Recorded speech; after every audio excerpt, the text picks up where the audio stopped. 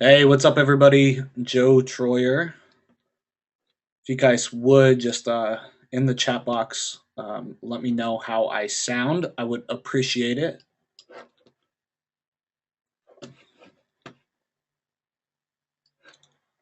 We're going to get started in just a couple of minutes.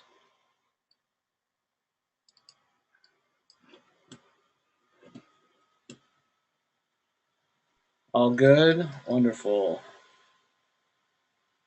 You sound very sexy. Well, thanks, Mike. I appreciate that.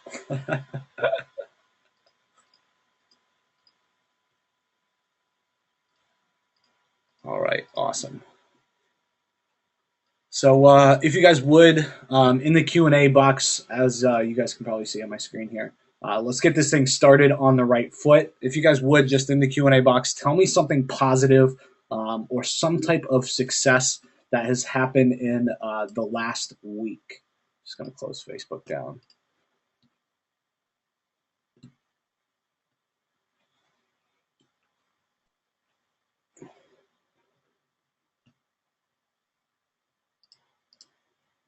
Paul says he signed his first lead gen client. Awesome, Paul. Congrats on that. That's awesome. Ron says he's learned a lot. James Max says he finished up setting up one of his lead gen sites and now on to the next. Robert Franklin says he got analytic call tracking. Steve says meeting with a client tomorrow to get him signed up for the lead gen. Awesome, Steve. That site you are putting together starting to come together as well. That looks good.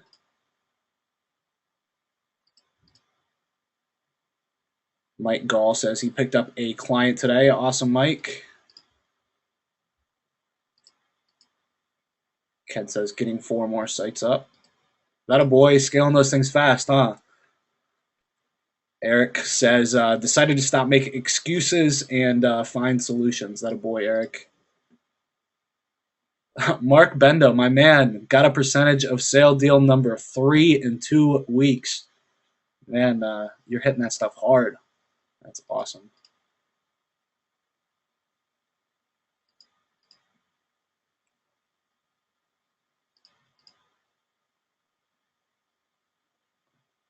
Peter Phelps says he signed up for David's training. Freaking awesome information. Good, Peter. Glad you liked it.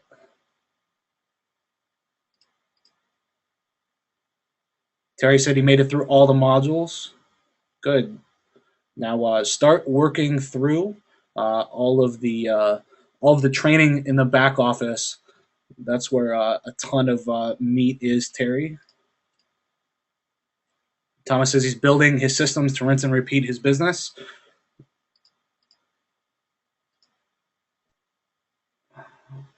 Steve in Miami, what's up, Steve in Miami, says he got 3 Google Places activation codes. That's awesome. That's got to feel exciting.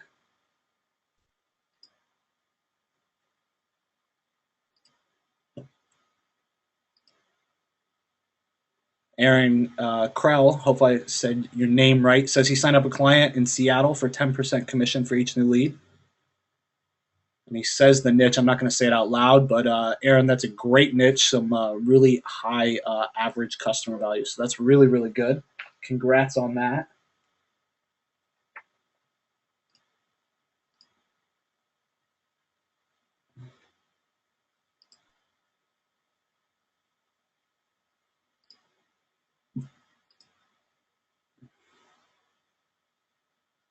Stefan says he's having a problem getting Twilio set up. Are we supposed to be familiar because he doesn't get it? Stefan, just submit a ticket, and if you need help installing or anything, we'll get you set up.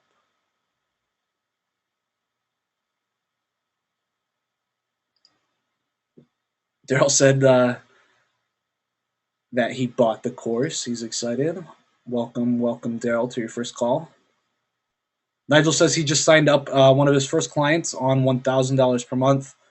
Been launching 1 site per week with your killer theme. Awesome, Nigel. The theme makes it pretty easy. Sidra, what's up, Sidra? Says she has a meeting with a client to market lead gen to their 1,600 members in their directory. That's awesome. Man, you guys gave me so many comments here. Thank you, thank you.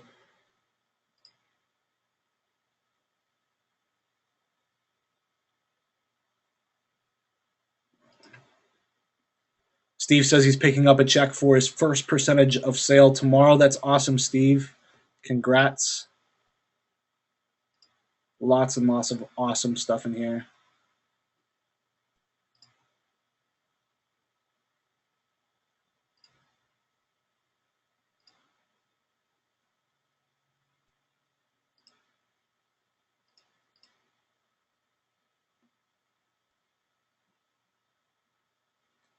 Jackie says this is her first call. She just bought yesterday.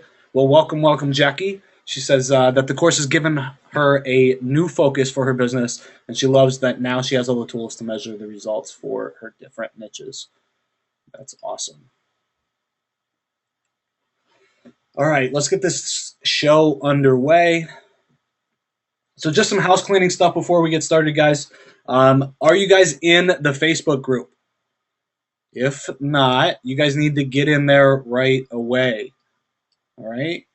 Lots and lots of action going on in there. Just search for my name, Joe Troyer. You're going to see my cool spiky hair, my little faux hawk, I guess is what you would call it. Add me as a friend and send me a message that says LLGE group, and I will get you guys added right away. So just the next thing here, guys, before you ask questions either on the webinar or in the Facebook group, please, please, please help me out. Search for the answers first. So a lot of duplicate discussions are going on in the Facebook group, and we just want to make sure that it stays as clean as possible for you guys, so you guys can all get the most amount of value out of it and the calls as well. And please keep coaching related stuff out of support. Understand that that's why we have these calls in the Facebook group. Just please understand that my staff can't answer questions like, I'm talking to a prospect tomorrow, what do I say? Guys, they don't do the lead gen model. Remember, they work for me. Okay, so keep all tech stuff in the support and keep all the coaching stuff or questions on how to actually implement the lead gen tactics in the Facebook group and on these calls. All right. Thanks for helping me out with that. So I just got back from Denver. I was at an event there put on by Mike Cooch called Six Figure Summit. It was a great event. I learned a ton, and tonight I'm really going to be talking about the biggest thing that I learned. I'm going to do some follow-up videos for you guys on some other things that I learned as well. But tonight we're going to just talk about the biggest one that I learned from the event. What do you guys think of David Sprague's webinar?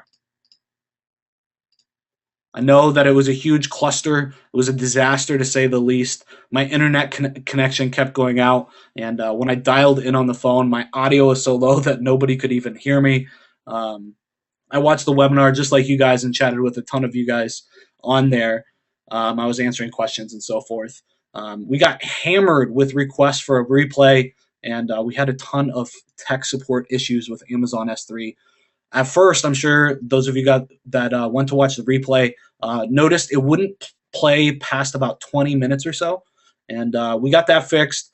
And then I sent you guys all out an email, and then the end was cut off. So David and I felt like rookies that just jumped into the internet marketing game a week ago, and we sincerely apologize. I sent everybody out an email today, somewhere between like 1 and 3 o'clock or something, with the working link, and it's working now. Again, I sincerely apologize, and I'm going to keep the video up for you guys for another 2 days so you guys can watch at your leisure. So what did you guys think of the webinar with David? Lauren says, awesome, excellent. David always over-delivers. Awesome, always awesome. Cool about his stuff, outstanding. Peter Phelps says, who won the 8 slots? Peter, I posted it in the Facebook group, and I also emailed out the 8 who won. Greg says, great program. I saw the replay, very cool. Lots of great info. It was great. Anything David does is awesome. Rex Malson says, "Hey Joe, it was nice to meet you in Denver. Learned a ton. Awesome. It was a pleasure to meet you as well, Rex."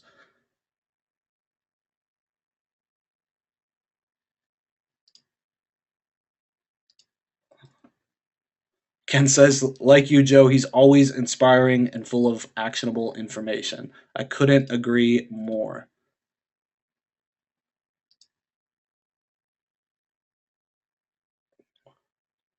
All right, wonderful.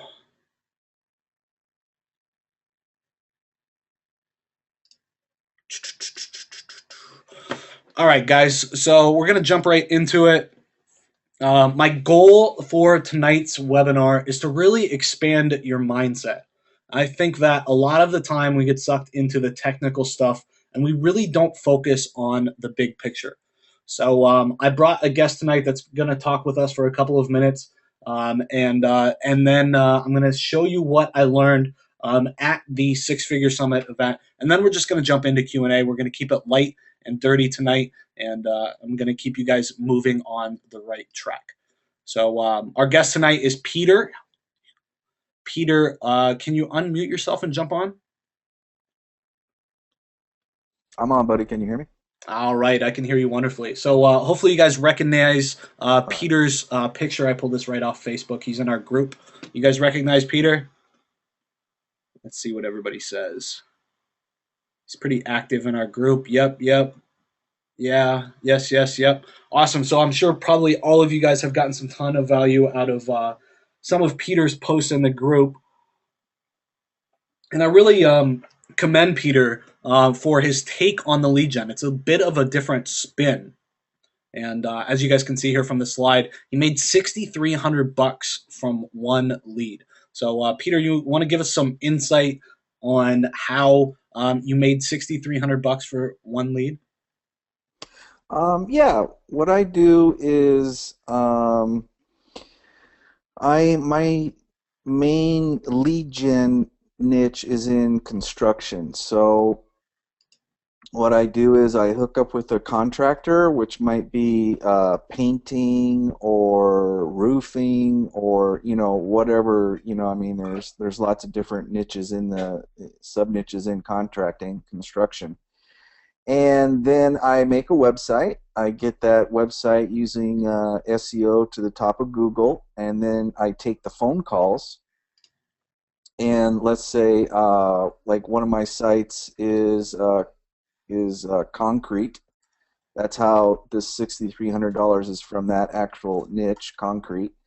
And I take the phone call, and I get the guy's name, his phone number. Now, in concrete, it could be a resident guy calling me, a residential guy, or it could be a contractor, right, who's getting bids for his job. Either way, it's the same thing. I'm still going to take their name, about how many square feet are we talking about, get their address, and then I make an appointment to go talk to them. And then what I do is I get off the phone, I immediately call my concrete guy, and I tell him to meet me at my house at whatever time. We hop in my truck, we go to the job, and basically I say, "Hey, Billy, what's my what's the bid here?" And he might say something like, "Well, Peter, I can do it for $2 a square foot." I'll say, "Okay," and then what I will do is I will tell the guy. Usually, I either will call him back or send him a text with my bid or an email, or I'll tell him in person. I just got to kind of feel the guy out. But anyways, I'll mark up Billy's bid, whatever I think I can get away with. If I think the guy's got a bigger budget and maybe I can get $1, and I'll tell him, hey, I can do it for $3 a square foot, or 250 or 275 or whatever. The main thing is this guy thinks that because I use generic domain names, like for example, Denver painter or Denver roofer, for example, right? So they're calling a website that's denverroofer.com, for example. So when I go there, they just assume I'm a roofer. They have no idea that I'm an internet marketer and that I'm subcontracting this out, right? And there's no reason to tell them that. I go there and I got my, for all intents and purposes, they think I'm the roofer and this is one of my employees. And that's what I let them think. I don't say anything different. And basically that's how it works. And then I'll mark up Billy's bid. Then we get usually 50% down to start the job, and I'll pay Billy, my contractor, 50% and collect the other 50% at the end of the job. All right, great. So I really That's think that's the like that's the the best secret model to sauce, do it. right? Right there, Peter. Yeah, I can barely hear you. What'd you say, Joe? I said sorry, sorry. What I thought was really cool is what you do when you actually get the job. You want to tell them about that? How you actually make some more money on the job? Okay, yeah. Oh, I know. I think I know what you're talking about. What I'll do is like sometimes my contractor, whether it's the painter or concrete guy or plumber, whatever he tells you. Let's say it's a painter, for example, and he says, "Okay, Peter, I can do this. I can do this house for $2,500." And then I'll say, "Okay," and then we'll leave the job, and then I will contact the homeowner and say, "Hey, you know what? I can do the job for 3,500." And the homeowner says, "Okay, that sounds like a good deal, 3,500." Now my contractor bid me 2,500. So then what I will do a lot of times is I'll go back to my contractor and say, "Hey, Joe, Billy, Mike, whoever it is, hey, you remember that job that we bid, the other day, the house on, 23rd Street, and you told me 2,500?" And he'll go, "Yeah, I remember it. Did we get it?" I'll say, "Well, I think I can get it, but I need you at 2 grand, not 2,500." And then, then it's a negotiation, and he might go, "Oh man, Peter, I can't do 2 grand, but I could probably do 2,100 or 2,200." Okay, so now I just increased my profit from 1,000 to 1,300. If he says, "Hey, I can do it for 2,200," now my markup is more. So I always, you got to work both sides of the fence. You got to work the customer, the end client, whether it's the resident person, the residential person, or the contractor himself, and then you got to work your contractor. You're working both sides of the fence to make your spread as high as possible. Terry says rock and roll, and Steve says you're a bad man, Peter. I'm a very bad man, but it puts money in the So, bank. who do you actually build the client, or does your guy build the client? How do you handle the billing? It I always do it through me. Now, I also work with a general contractor. Okay. So, like some jobs, like let's say a painting job, for example, which is a residential painting job. I'm talking about not a commercial job. Painting jobs, I mean, everyone and their brother is a painter, right? I mean, there's a gazillion painters in any town. So a lot of times you could just do that yourself because they're not going to ask you, "Hey, what's your general contractor's license? And let me see your business license from the city," right? They're just not going to do it on a residential painting job. 9 times out of 10. Uh-huh. And then they can just make the check out to me, and then I'll give my contractor 50% to start, and then I'll collect my check at the end of the job, and then pay my contractor whatever's left that I owe him, the other 50% that I owe him. But now, uh, the bigger jobs, especially when you're working with another contractor, then I can run those through a general contractor under his license, and then pay him a piece of the deal. Okay. So if you had a job where a big casino, for example, was calling you for a commercial painting job for the inside of their casino or whatever, and you're talking, tens and, 20, $30,000 job, you're going to need to run that through a general contractor. And then you can always just have your general contractor pull all the permits and get that done. But then you should have two kinds of people. So, like for painting, for example, I have a guy for residential, and then this guy, I don't even think he has a business license, right? Okay, but he's perfect for residential houses because his bids are really cheap. And then if I was going to do a commercial job, I would go with a actual commercial painter who is a licensed painting contractor, and then you're working off of their license. Then you could have the check made out to the painter, and then he's going to have to pay you, Right. right? And then they're going to know your markup in that case, which is, that's okay. If they have a problem with how much you mark with how much you're making, uh, then just find someone else. Exactly. Because a lot of times people will get irritated when they know, oh my God, I can't believe I spent 3 days painting this house, and I made 2 grand, and Peter made 1,000, and all he did was go to a meeting for 20 minutes and make the job happen. Well, Peter also did SEO. Peter made the website. Peter did link building. Peter did article writing or hired someone to do my articles. And Peter may have done pay-per-click. So Peter does a whole lot more than just go to a meeting for 15 minutes to make $1,000. You know what I mean?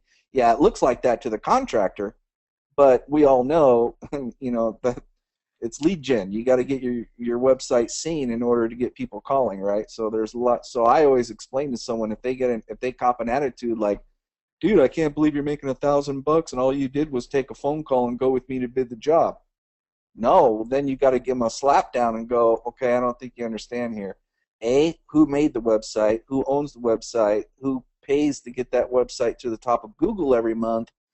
Now you got to get their thinking back into alignment. Otherwise, they're going to be disgruntled if you don't educate them on everything that you do. So you need to let Right. them know if that situation arises Right. where there's like a jealousy that you're making, so much money and you're not doing anything, so they think, Right. and they're the one doing the labor. Yep. No, no, no. Yeah. Well, I already did my labor in order to get this phone call, buddy. If you don't want them, I can find someone else. Always do the takeaway. I mean, as soon as someone comes up with an attitude with me, I mean, you know about that one plastic surgery site I got in Hawaii, Joe. I told you about. I don't want to say the domain name, but I fired that guy last week. I mean, someone got an attitude, dude. Hey, okay, if you want, I can return your money. Oh well, no, no, no, it's not what I'm talking about. But yeah, okay, whatever, dude. Yep. So obviously that is a little bit different with the plastic surgeon because you're not playing that middleman and hustling for that extra percentage there. But Yeah, no, that that was a flat fee per month type right. deal. Okay. Awesome. But So the money what's the your money's in the blue collar niches. yep. I definitely think so. That's really where I've been heading with a lot of my stuff.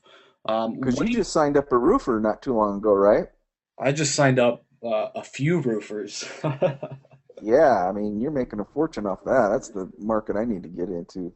Uh, What kind of strategies are you using to drive traffic? Would you say your main is SEO or what's your main traffic strategy? uh, Mainly SEO, because in the construction niche, I mean, these guys, I mean, let's, reality is a contractor, they don't even, these guys can barely send an email, okay? I mean, they're hammer and nails, they're pounding concrete and wood and nails. They're not computer guys. I mean, not all of them, but I'm saying the majority of them.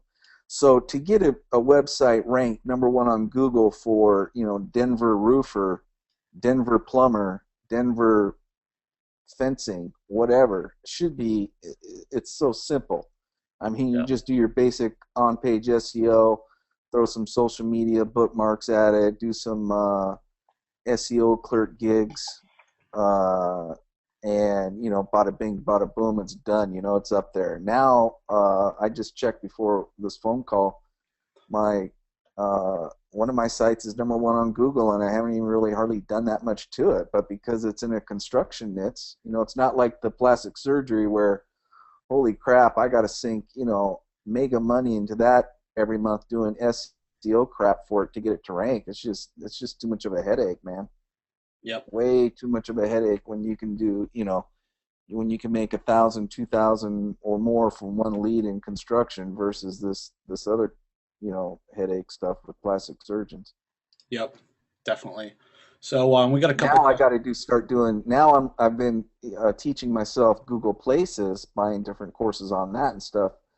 So now I'm doing the SEO with the Google Places, and that's the thing with niches like this is you shouldn't have to even do pay per click, because if you're number one and you've got the number one spot in Google Places, that's it. You're done. You got to sew it up. That niche is yours. You don't got to do pay per click. Yep. Now some niches are different and they're harder, but some of them, a lot of them, that's all you need. The Google Places and the SEO. Yep.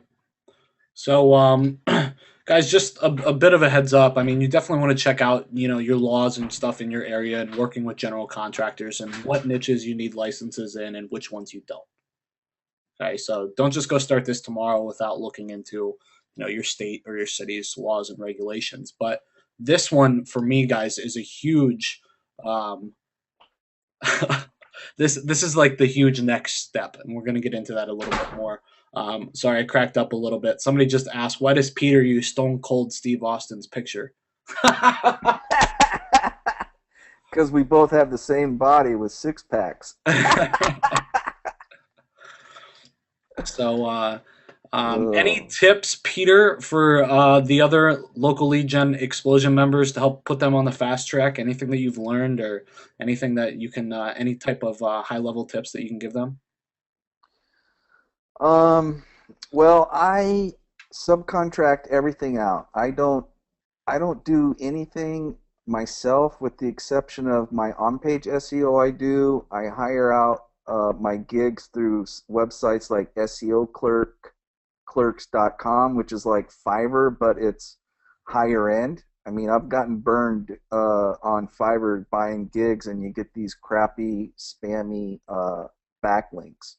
So I don't use Fiverr as much for SEO stuff as I do SEO clerks, which is like 10, 20, and $30 jobs for SEO instead of the $5 really low level crappy ones from Fiverr. And that's at SEOclerks.com. So so I outsource everything. I don't write articles. I have a writer that I she does all my article writings. So if you're trying to do all this stuff yourself, that's for the birds, man. You got to outsource all that crap. You should only be doing your on-page factors, and on my AdWords, I manage my own AdWords because that's dealing with a lot of money, and I don't want someone in the Philippines managing my freaking AdWords accounts. You know what I mean? And I like doing AdWords. I like doing the split testing with the two or three different ads going at the same time and doing a little tweak, which one's going to get the AdWords is like playing chess. It's fun to me. It's like you're trying to win, and beat out the other clowns that are you're advertising against. So I enjoy doing it. But all that other stuff, the website building, I got a VA. She does that. So that's what I would say is outsource as much as you can and just concentrate more on getting the leads, the stuff that makes the money, and the hourly stuff can all be outsourced for $3, 4, $5 an hour. Awesome, awesome. Well, thank you so much, Peter, for being on the call. I really appreciate it, man. You got it, bro. Thanks for having me. Yep, I'll talk to you soon, buddy. Okay, I'll end you. All right, guys. So just a bit of a spin. My words got tangled up there for a second. But this is what I really learned in Denver. So I was at again Mike Cooch's Six Figure Summit event, and it was really good. It was a lot different than other events. So it was all focused on business building instead of the typical like here's how to do SEO or pay per click or the normal type of event.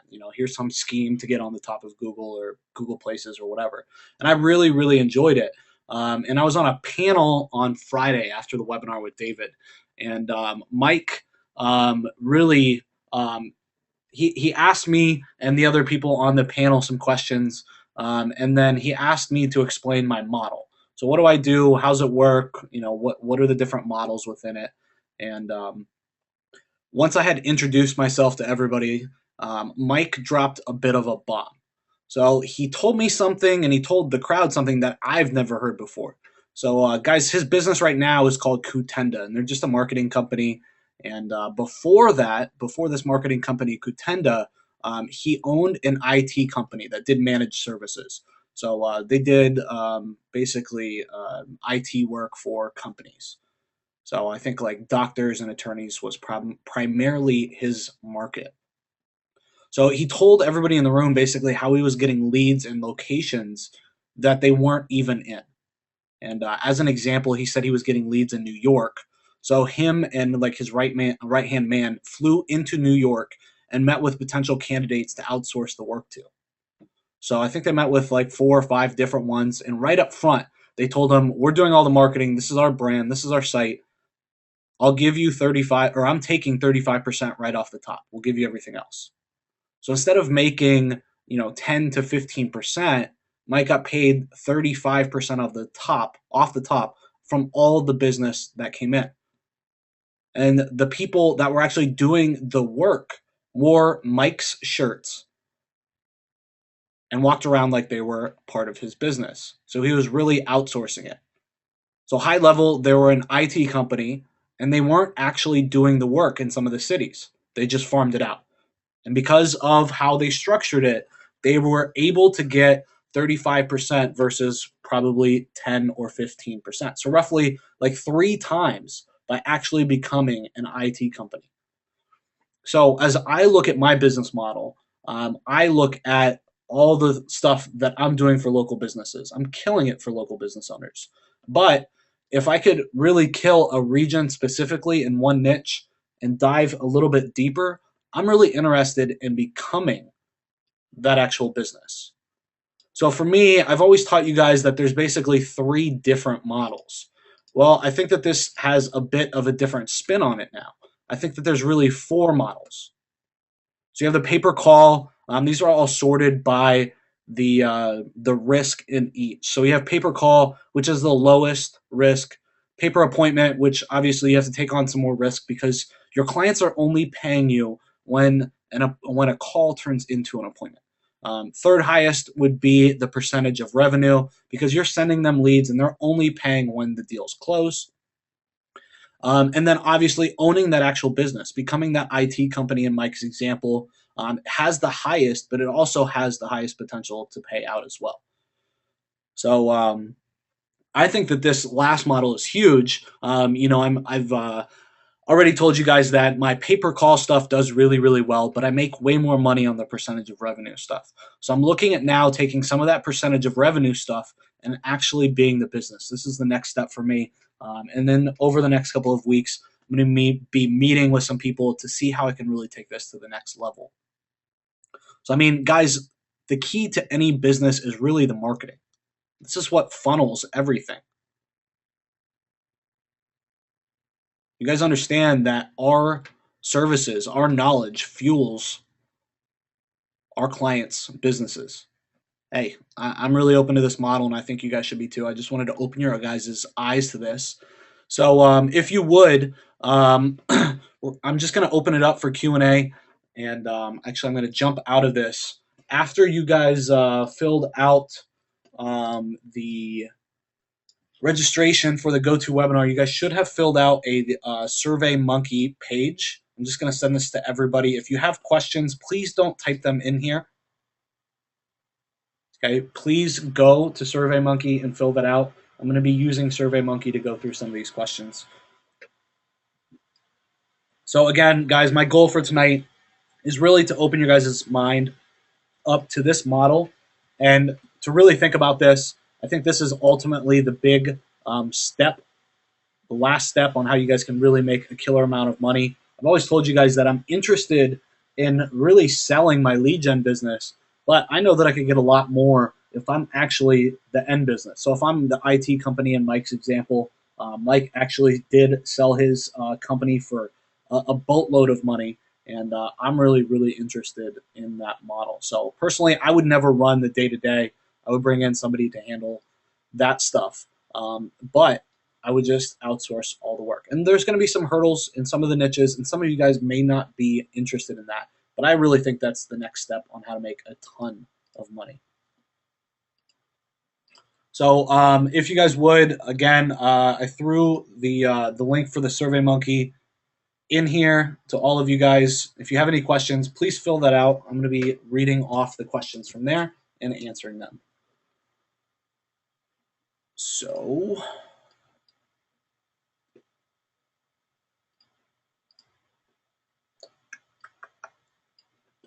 in the meantime, while I start just going through some of these questions, let's see, how do I do this?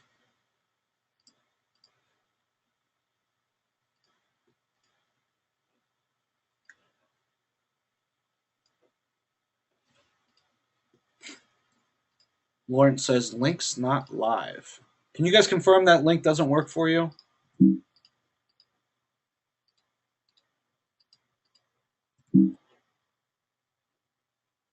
It worked for me. It works for me. Worked. They said copy and paste. Awesome. Thanks, guys, for the feedback. I appreciate it.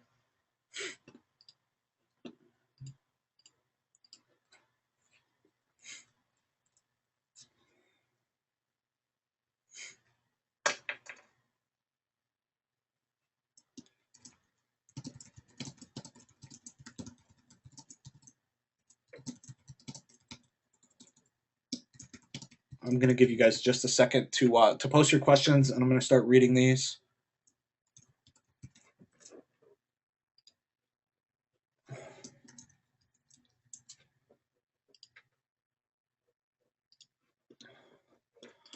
All right, guys, I'm going to throw out a poll as well. I would love you guys to answer. I've had a few people ask me if I would put on an event here in South Florida that's all gauged on the mastermind. I just want to get your guys' feedback. If it's something that you guys want, I will do it as always. You guys let me know. If you guys want to come to South Florida here to Palm Beach, hang out, and have an event, let me know. Obviously, this is going to control my reaction. So if a bunch of you guys say you're interested, we will have an event here in the next couple of months. If not, we will not. So I'm going to let you guys decide, and I'm going to jump into SurveyMonkey and start looking at you guys' questions.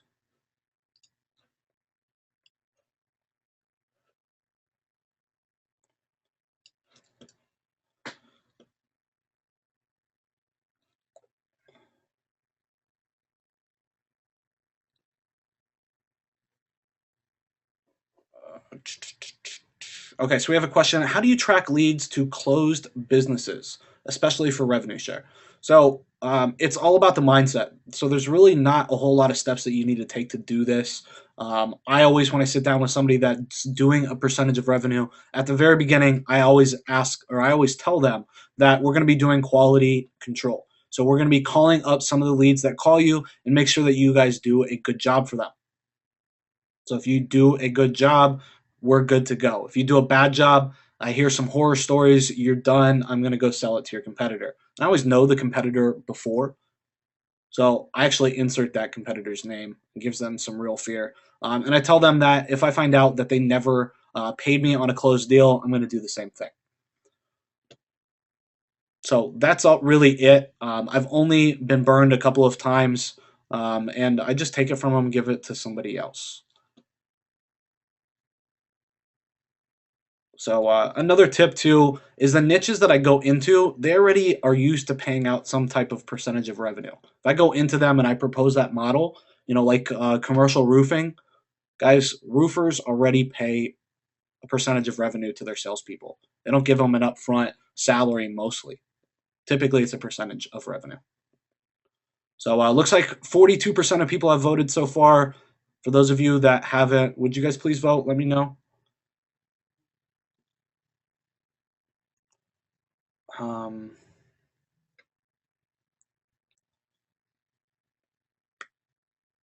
We got a question here. Do you know when you will reopen the coaching opportunity? I'm guessing that is about the LLGE inner circle.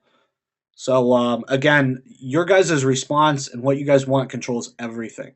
So if you guys are interested in that, go sign up at llgeinnercircle.com and get on the waiting list. So right now, I think we have about 30 people on the waiting list. So that has to be a little bit higher before I reopen. And I want to make sure that the current group is off and running super successful and get their feedback from everything first. So I'll just go ahead and type this in the chat box, llgeinnercircle.com. If you guys are interested, show me that you're interested and that you want me to reopen it. All right, let's get back to some lead gen type stuff.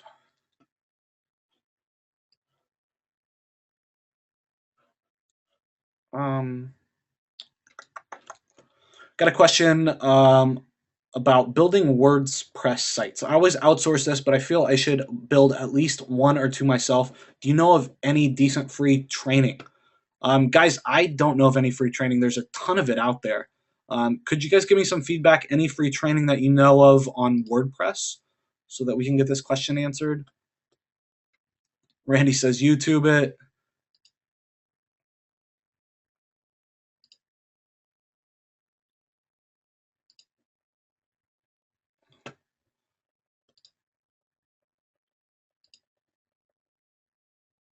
Uh,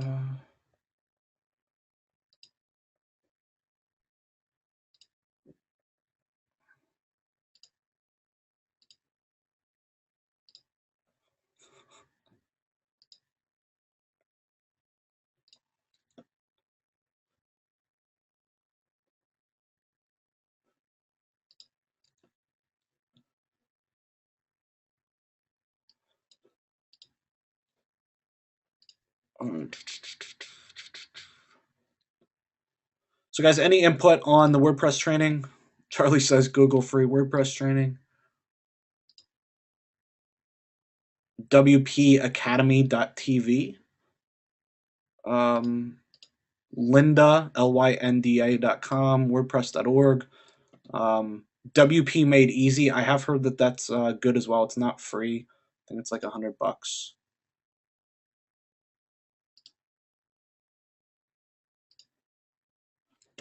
So should be easy to find that. Let's get on with the next question.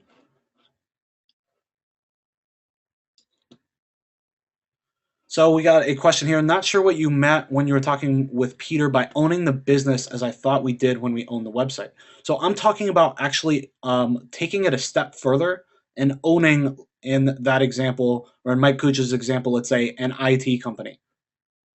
So you own the IT company, you own the website, you own that brand, and you can actually brand it. So you're not putting your outsourcers or the company that you're working with information on the website. I hope that clears it up. When you use a client's brand or logo on a site, where's the best place to put it and how many times do you display it on the site? It really depends on the niche. So let's say it's for something professional like dentists. Honestly, I'm moving away from that market and all things professional, more to blue collar, just because it's so much easier to sell. I can get a hold of business owners right away and get the site sold. I display a dentist. I put their information on it, kind of their bio, their picture, their staff, and those things, their testimonials. So all of it says their company name in it. For the blue collar stuff, I'll put in like their trucks if they have trucks, some information about their staff as well. So in Mike Kuch's model, what is the process to get clients in other locations and get leads as customers? So they just do all kinds of traffic, SEO, Google Places. I really don't think that they do any AdWords though.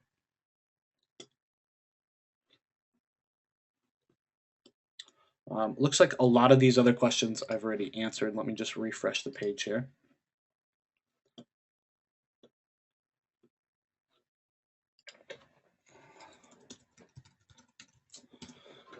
All right, so we got a great question here.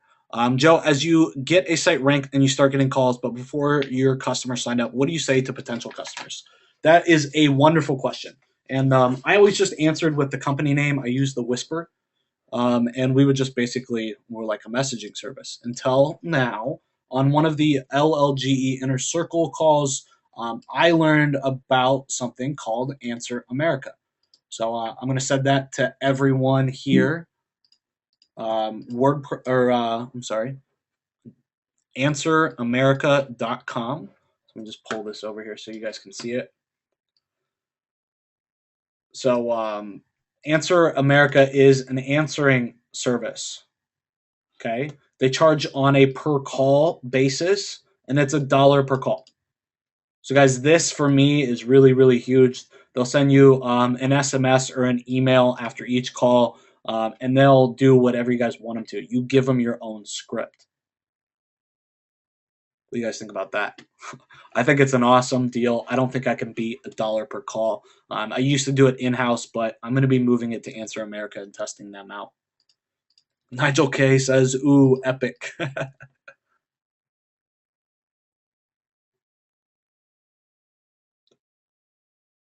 Mark K says, "Joe, I know you don't like to reveal niches.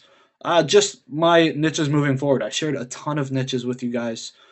He says, "But my question is, when you go after a niche like roofing, do you target the top keywords or are you going after a longer tail keyword?" So I always start, guys, with my longer tail keywords because they're easier to rank for.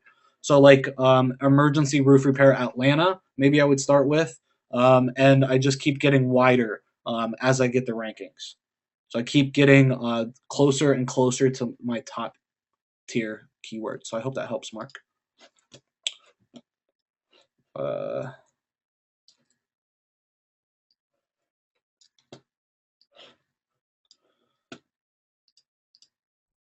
yep, John Guild says Answer America is $1 for inbound calls. Yep, and it's per call, not per minute, which I think is awesome.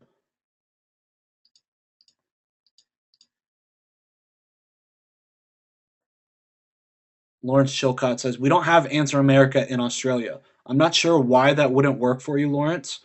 They're 24 hours a day, and it's $1 per call. So all that you need to do, Lawrence, is forward your number to them. So in analytic call tracking, just go to the outbound number and add that in there. Glenn Patchen says that can be expensive with the sales calls from citation building. I agree, but if you take care of it on the first call, Glenn, it shouldn't be very expensive. So if they call to to do a citation verification or a listing verification, which is I find what most of them call for, um, I can um, I can get them to answer it on the first time. So they're going to ask like, "What's your address? What category should you be in?" I can instruct them how to answer that, and then it's done. So for me, I'm going to be testing out Answer America. We got a question. Do you know if they have service in other languages? I'm not sure. You have to check that out. I don't see anything on the site that says that up front, but I would think that they'd at least do a couple different languages. Um, Dustin asks, "How do you track your rankings for your sites?" Dustin, that's a hard question depending on what you're asking for. So, for SEO purposes, I use Rank Tracker. It's a bit more expensive than a lot of the tools on the market, but it's one of the only ones that stays up to date. So they keep releasing updates, and I can still run ranking reports, and all of their stuff stays archived. So I can compare a report that I ran yesterday to a report that I ran a year ago or whenever I ran my first report.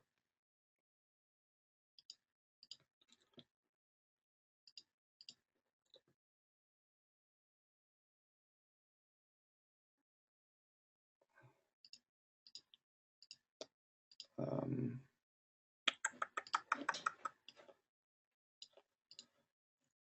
let's see.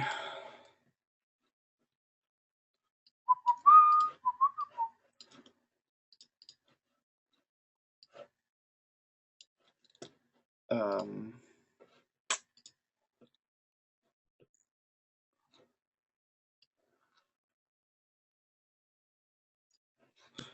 Joe, do you ever have to negotiate the terms of your percentage of revenue contract with the company you're marketing it to, or is there a take it or leave it type position?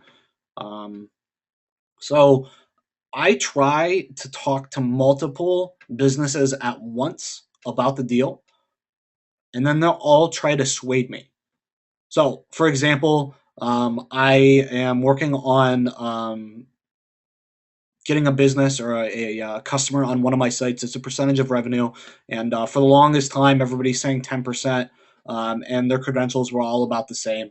I had a guy that finally got in touch with me yesterday. He wants to give me 20%, and he's doing twice the business everybody else is, and his BBB ratings are better too.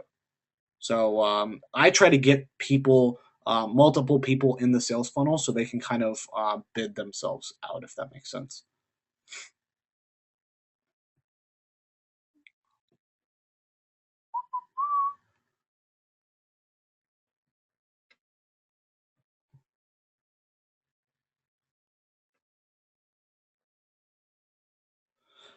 Joe, when choosing a niche or geographic area, would you still set up a site if there is just one obvious competitor doing things right, already in the top slots, or would it be best to move on? I think it comes down to like two questions. I think that's a hard thing, or two main things, I guess. So number one, what's the search volume like, and number two, what are you going to make per lead? So if it's really low volume, but the average customer value is really big, and you're going to get a piece of it, it might be worthwhile.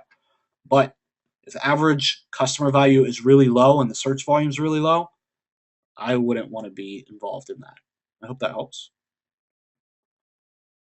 Can you give me an estimate of the initial cost for setting up my first lead gen site, software, WL marketing, virtual offices, etc.? Yeah, check out the getting started video.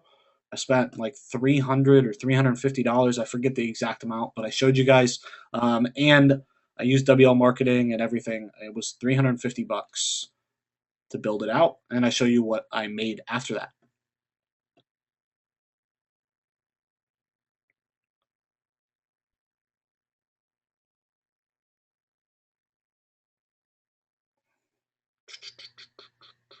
Do you recommend using multiple hosts or IP address to spread out the sites? I don't unless I'm going really large in the vertical or in the niche. So if I find a niche and I'm going into like 20 or 30 cities, yeah, I'll change it up for a couple of them. But if you're just doing like onesie twosie type sites, I wouldn't worry about it.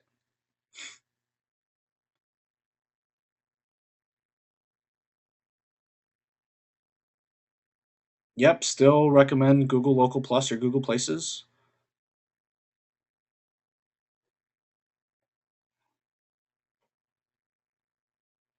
How do you manage your business from a distance? I have an administrator, and so I am the ideas person. I tell her how the whole process should work, and everything that we do, we document. So every time that we have a problem, I look at the systems that we have in place, and usually when we have a problem, it's just changing up the system a bit.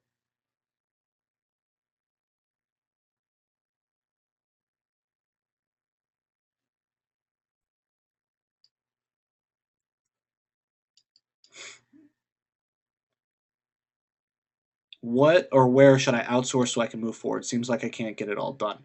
All that you should be focused on is one logo, two or three banners, and 5 to 7 pages of content. That's it to get started.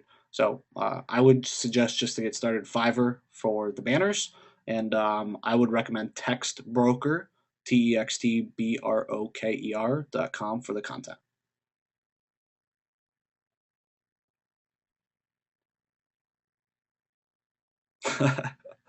Thomas says, I'll be blasting you with all these questions in person Thursday, so I'll let others ask tonight. Awesome. Look forward to it, Thomas.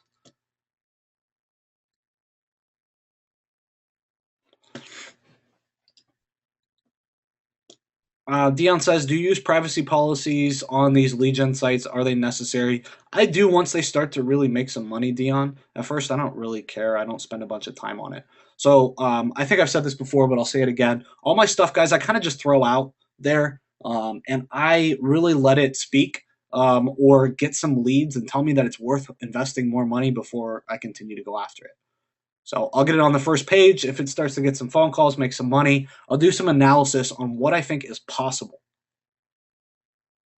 So, how have the calls went so far?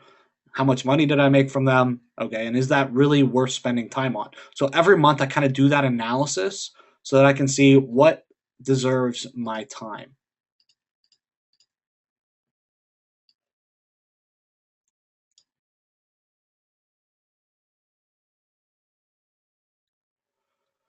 So Aaron says he's got a site up and he can't sell it. Use the whisper, Aaron, to sell it. Try that.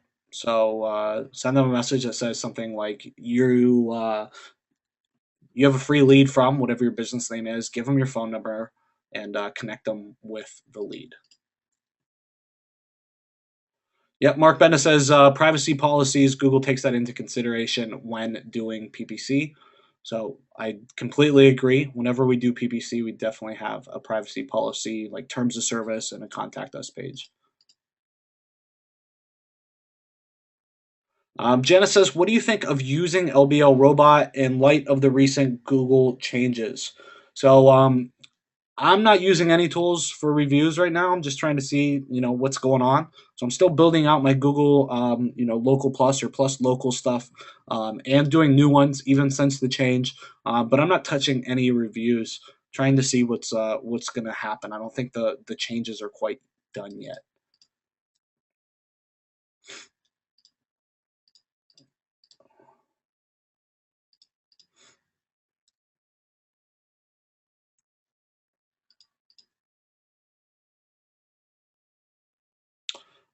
I'm not sure what this question what really means. If you could clarify, Gilberto, I'm happy to answer it.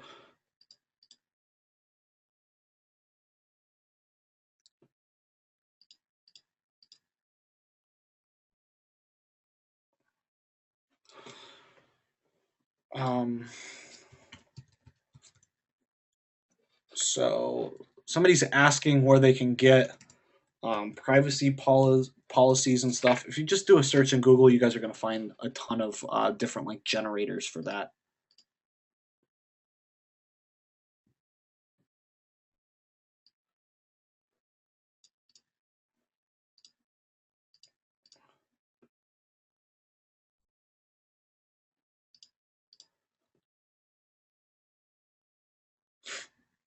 Roger asks, does it make sense to get an LLC for your business to avoid legal risks, especially in a niche that there is liabilities? I'm not an attorney, but you definitely need some type of business setup. From what I know, again, I'm not giving you legal advice, Roger.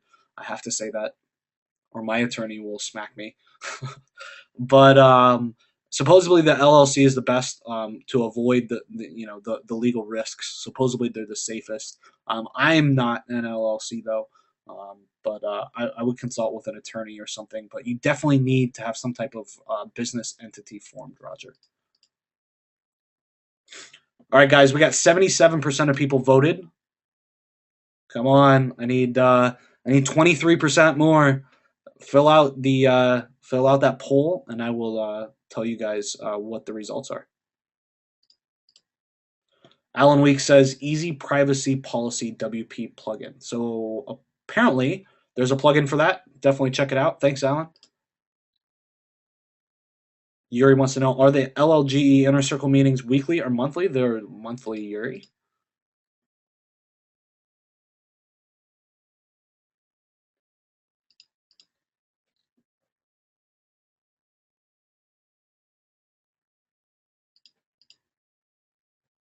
I guess there's another one Terry Gibbons is saying called WP Policies.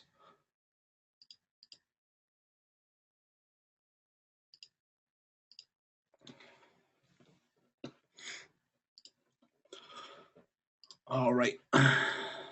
18 more percent on the survey. Come on, fellas, help me out. Guys and gals, please.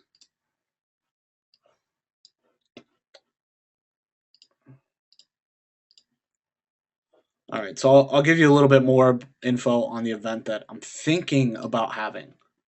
I talked to David Sprague, and we're talking about having a little event together. Just him and I speaking, small event. Let me know what you guys think. Doug says, can we vote twice?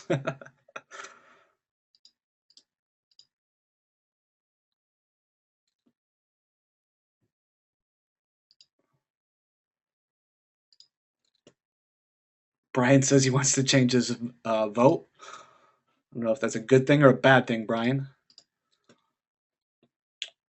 All right, one more minute, and I'm taking down the poll. Just to let you guys know. If you have more questions, please submit them, guys.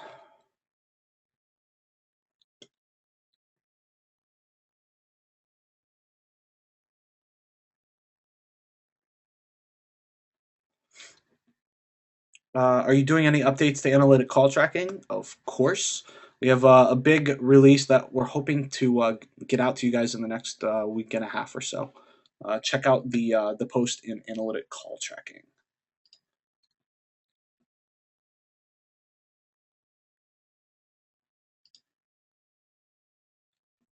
What process, steps, or features in LLGE does Answer America replace? So, Janice, I'm really thinking about using it until I get a client um, in an area. So, until they can take the calls. I'm also thinking that in some of my niches, I could charge a ton more money if I actually took the call, Janice. So, I'm really looking at it. I'm going to play with it. I'll be sure to let you guys know how it turns out.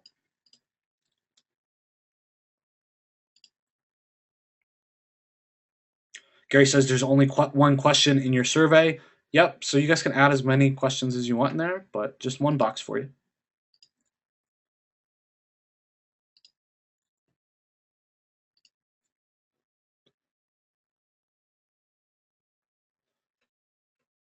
Ooh. What is your advice to collect the money from clients out of state? Bank wire, personally, is what I do, or ACH, Gilberto.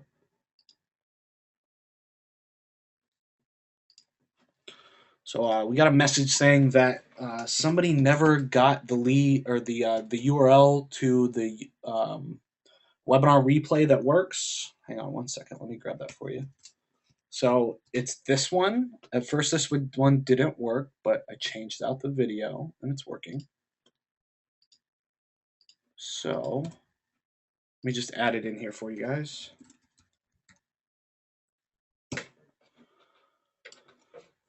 That takes care of that.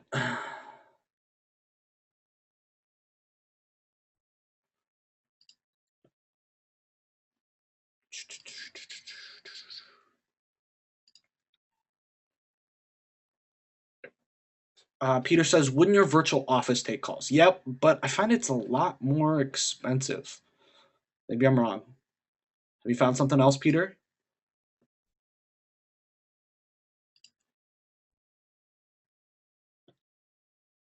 Brian says, I think in the construction area, taking the calls would be professionally, gathering all the info would be excellent. Definitely. In a lot of niches, people don't answer the phone correctly. So if I can help them get past that barrier and it makes sense, I would be willing to do that.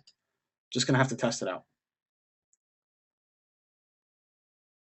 Just an update, guys. We had a question on the citations and Magic Submitter. So we're working on that. I got about 70 of them done. I'm trying to get to 100, and then I'll let you guys have it, and then I'm going to keep building on some more. So if you guys weren't present for that topic, I use a tool called Magic Submitter to do some SEO stuff. Not my only tool in my toolbox, but I definitely recommend it. But you can train it to do any site that you guys want. So I'm working on building out the citations. Like I said, I'm at about 70. So once I get to 100, I will release it to you guys and let you guys have that. So what is the webinar with David Sprague? It's on Google Local Plus or the Maps area. And again, it's in the chat box. All right, 91% voted. That's good enough for me. So 52% said no. 48% said yes. So we got about 250 people on the call. Definitely looks like a pretty good percentage to me. Thank you guys for that input. I will have a chat with David and let him know what the results were. How do you know what to charge for a lead outside of service magic niches? I look at the competition. Just go to Google and do a search for whatever the niche is and leads. So that document that you guys all got with all the different lead gen people in it, that's how I found all of those different companies. So just do that. You're going to find people in almost every major market selling leads.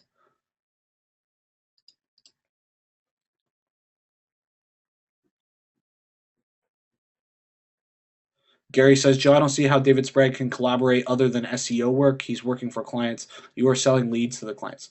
Yeah, he's providing traffic, though. Without traffic, you can't sell leads. So I think he has a lot to contribute, Gary. He does a lot more than just Google Places, too. He has some great insight as well that he has never shared that I turned to David for.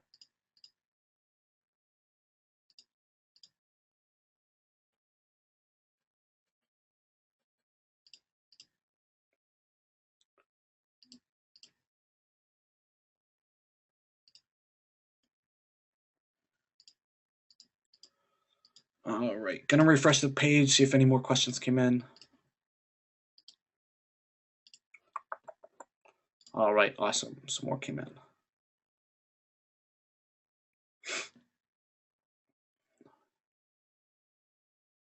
Uh,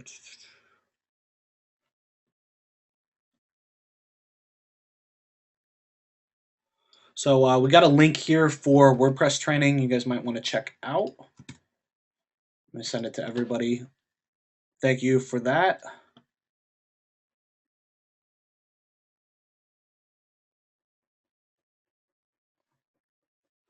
Got a question here. Joe, can Answer America take Google verification calls for places and plus new accounts?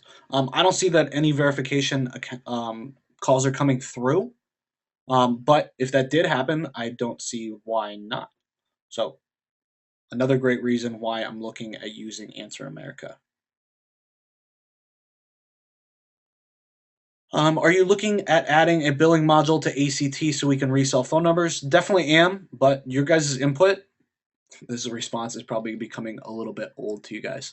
Your guys' input tells me what to do first. So if the majority of you guys say you want features A and B, and the billing module is feature C, then I don't do C until you guys tell me that that's what you guys want.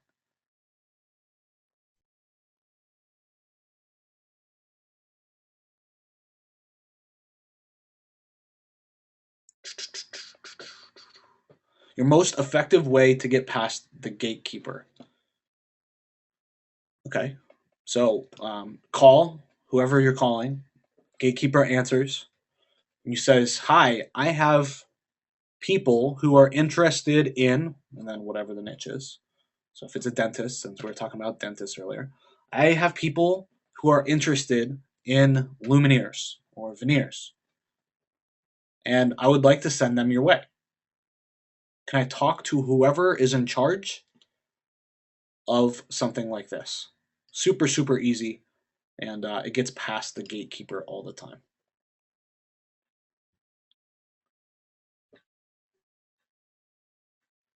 Brian Kerr says he grew up in the construction biz and it's my general area to focus on for LLGE.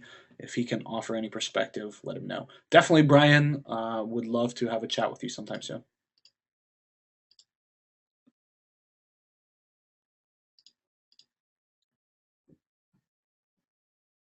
Joseph Stefan, thanks for the waste in time. Not really sure what you mean by that.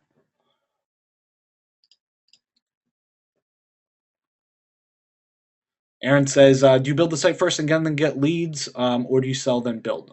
Typically, Aaron, on the stuff that I'm doing now, I build the site first and then I sell.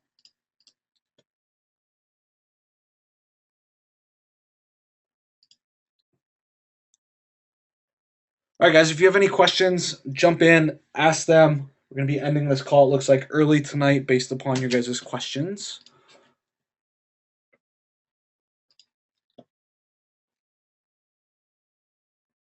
Can you repeat what you said for getting past the gatekeeper? Definitely.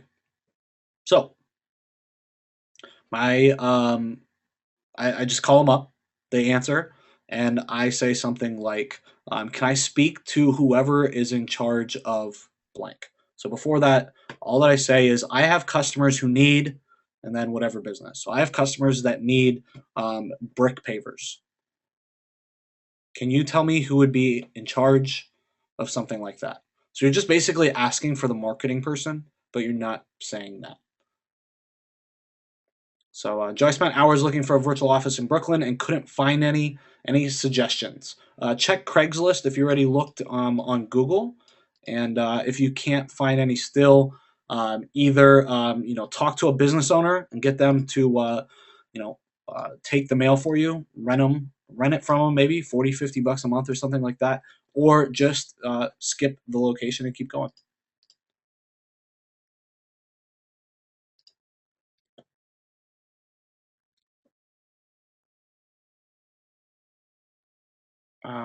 Eric says, do you find changing the business phone number for a tracking number in Google Places? Um, I'm guessing he means we'll mess it up. Yes.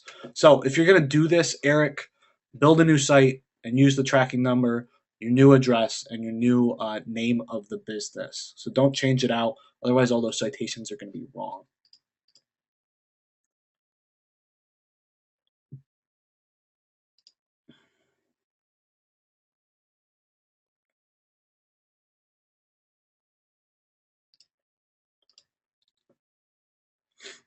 What other tools do you use in your toolbox? That's an awesome question. I try to share on the Facebook group a lot, but maybe what we can do for next time is I can review some of the tools that I use, Janice. That's a great topic.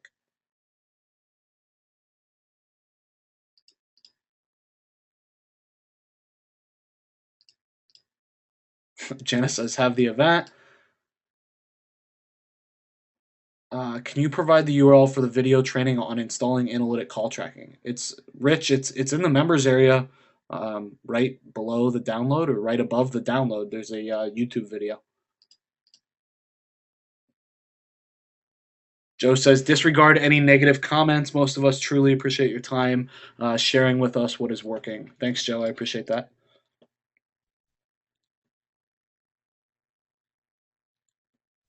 What is your take on building sites and just renting them?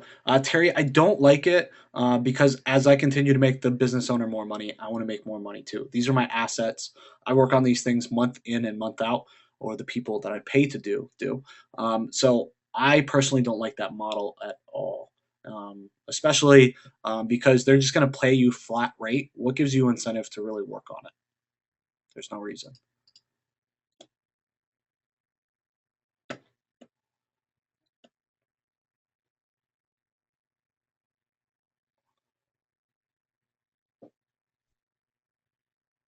I have a customer who already has a Google Play listing, but it sucks.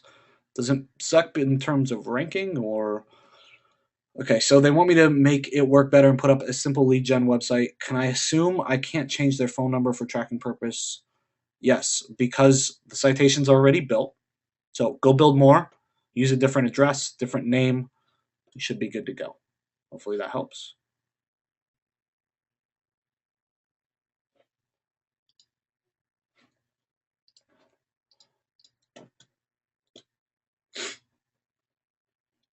Kate says, at the moment, I have no money to build a lead gen site. So what do I do? How do I do it with no money? So Kate, my suggestion is find some business owners that you know, reach out to somebody that trusts you at least a little bit. Get them to do the AdWords test. So if you haven't seen that yet, Kate, check out the Getting Started Quick video, and I talk about the two different ways that I do lead gen. But you're going to want to do it and basically set everything up for them for free. Um, and then at the end of 30 days, you'll know what happens with the AdWords test. That's going to be the fastest way for you to get started with no money. Roger says, when you use Text Broker, what quality of articles do you buy? Great question, Roger. It really just depends upon what it's for. So on-site content is better than off-site content. But typically, I can get good with just like the entry-level service or the one right above it. I forget how their ratings work. But that's all that I use, Roger. What backlink tools do you use in addition to Magic Submitter? So as far as software that I host on my computer, I used to use SE Nuke. I don't use that anymore. Tried a lot of other things. I don't use really any other software.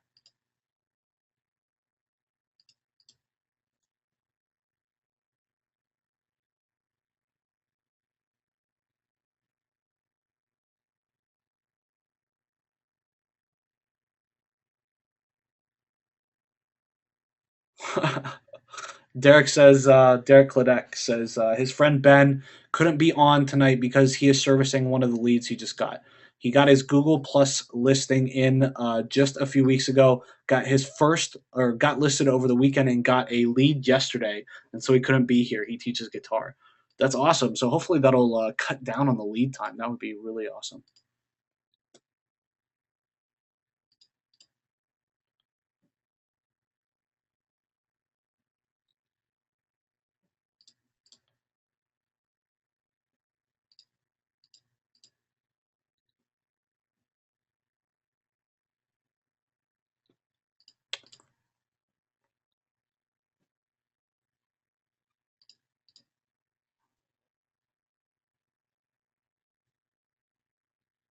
Len says, if commercial roofers in whatever city is only available in .org, should I get that? Exact matches still rank really well. Um, I would.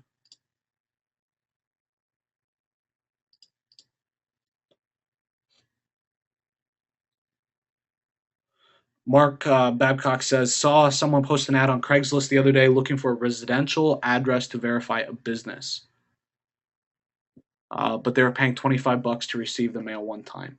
That's interesting. I wouldn't want to do residential, definitely business, but I personally wouldn't want to do the residential. But that's some great insight. Thank you.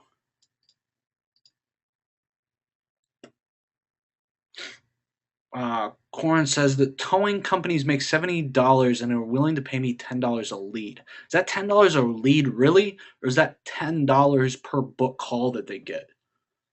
If it's $10 a call, that wouldn't be horrible. I personally would want more than that. But if it's $10 for a booked like tow, that's horrible.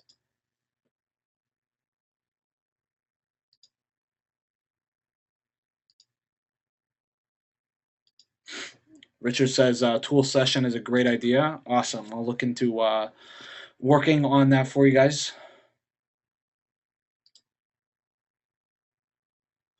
Eric says, when will your new leadgen theme be ready? Still working on it. Not really sure when it's going to be done. We're working on the mobile aspect specifically, and it's going to be big. It's going to be awesome. Not real sure on a confirmed ETA yet. Bob says, do you ever do the 3 to 4 major citations by hand, and can you go back and add in whatever service you use? Yes, that's a great point, Bob. I personally, I don't really care. For me, it's more of a numbers game, so I don't.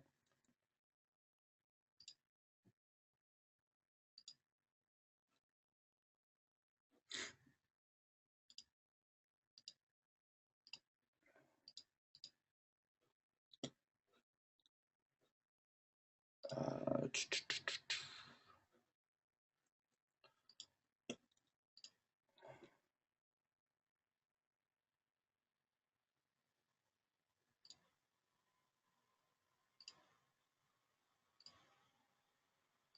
uh,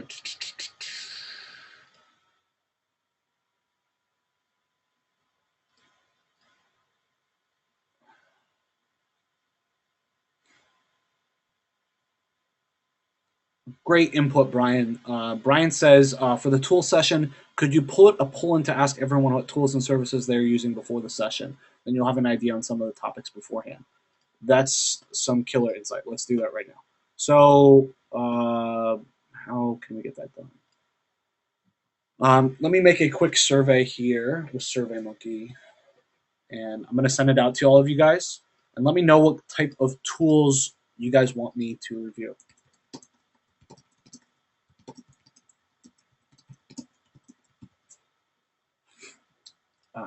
Hang on one second, guys.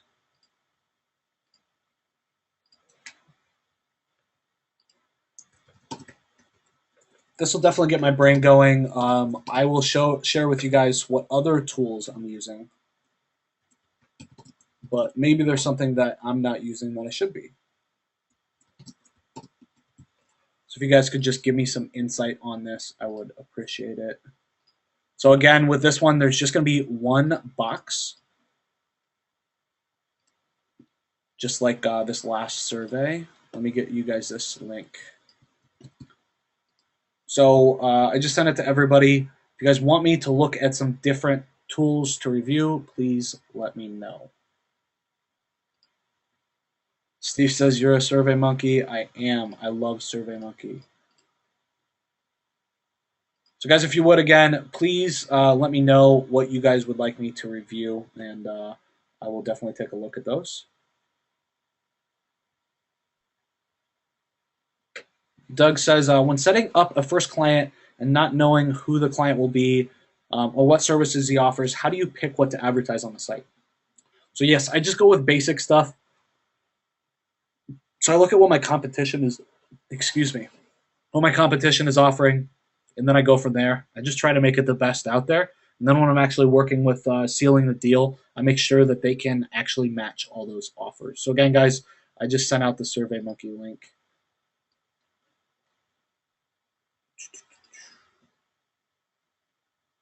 Roger says towing operators are known to be tough to work with from experience. Thanks, Roger.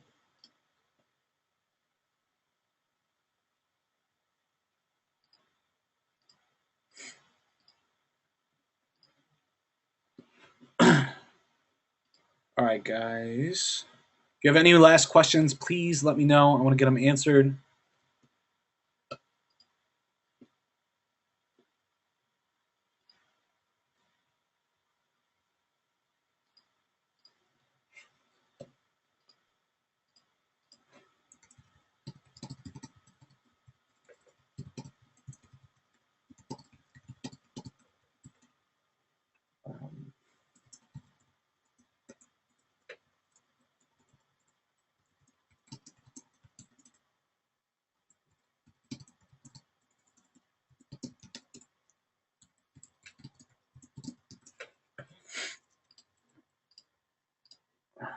All right, guys, I need your help on one last thing, and I'm going to keep reading out the questions. If you guys would um, answer this poll for me, I'm really thinking about changing the time of the Monday trainings. Would you guys please give me some feedback on this? So, what time on Mondays work better for you guys? 11, 1, or 3? Again, I want you guys' input. I hate these 8 o'clock calls. They do not work well for me. I have to be away from my kid and my better half. Let me know, guys. I appreciate it.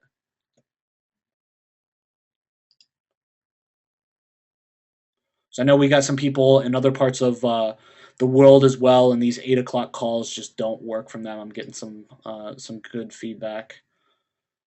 So let's see, 23% say 11 a.m., 35% 1 a.m., 3 o'clock 41%.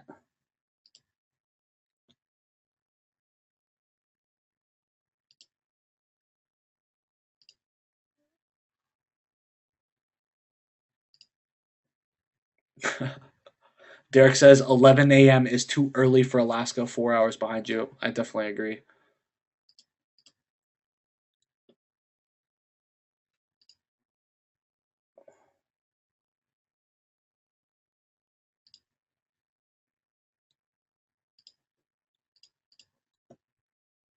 So again, guys, in the poll, you guys should all see it: 11 a.m., 1 p.m., and 3 p.m. So all these are Eastern. So take that into consideration as well.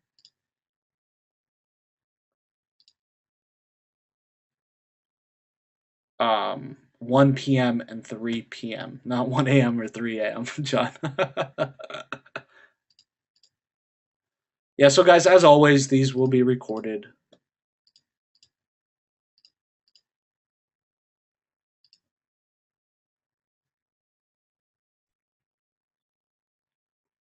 John has a question about tracking calls from different mediums. So, John, very, very shortly, we'll be releasing the update for analytic call tracking. So we're going to have a feature that's going to be coming out that's based on the refer. So if you get so for an example, I guess if you get a lead or a click that comes from Facebook, you can show one number. If it comes from Google, you can show a different number. If it comes from Bing, you can show a different number. So this will help you identify or isolate where the call came from.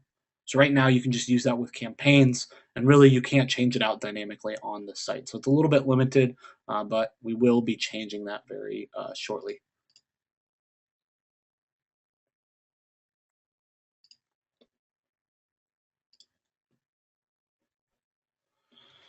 All right, guys, 64% of you voted. If you would finish filling that out, I would really appreciate it for those of you who haven't.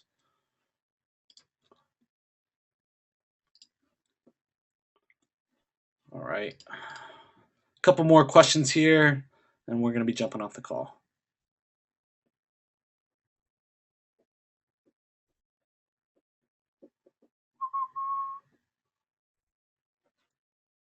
So we got a question here about subdomains. Subdomains are good. You can grow really fast, but the only problem is really putting all of your eggs into one basket. So it depends on how you're really driving traffic too. But if you're relying on Google, you're doing like Houston dot whatever the domain is .com and then Chicago dot whatever the domain is .com. It just can be very messy because if you get hit with Google, for some reason they just decide they don't like you anymore, it can all be gone. So I like going out with big sites, but I also do the small sites as well. And that helps me not have all my eggs in one basket. And I get two rankings on the first page of Google.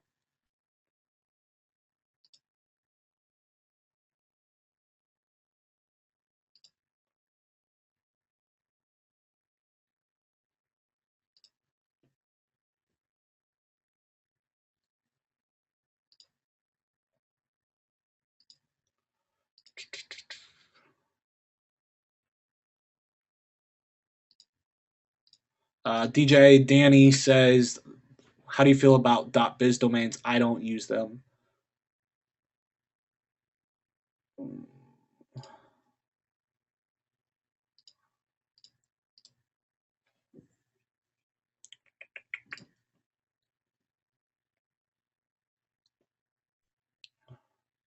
right, so guys, if you haven't yet, please vote and take all of these into consideration. Right now, 3 p.m. Eastern is winning by, let's see, 15%.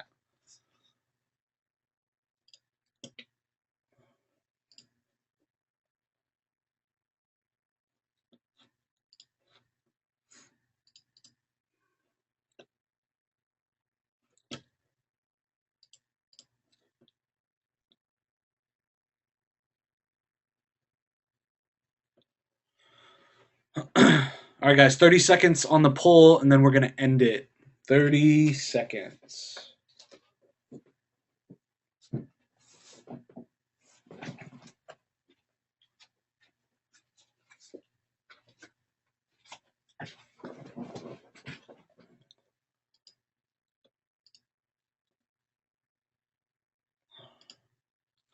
So, from a sales funnel perspective, have you given any thought to creating opt-in emails and marketing to them every month?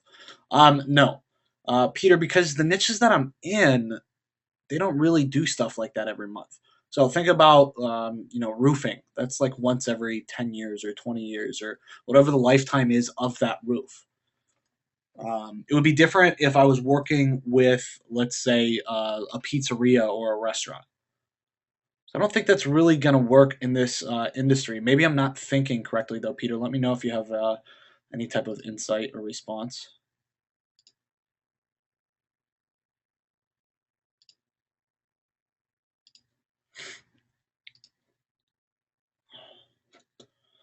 All right, guys. 44% said 3 o'clock. That's by far the biggest percentage-wise. And then it was 1 p.m. and then 11 a.m. Definitely going to take that into consideration for next month.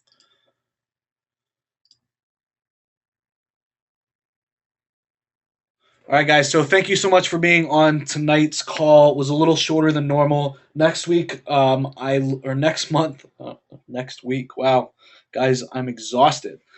So next Monday, I look forward to jumping on a call with all of you, and we will actually be covering a topic.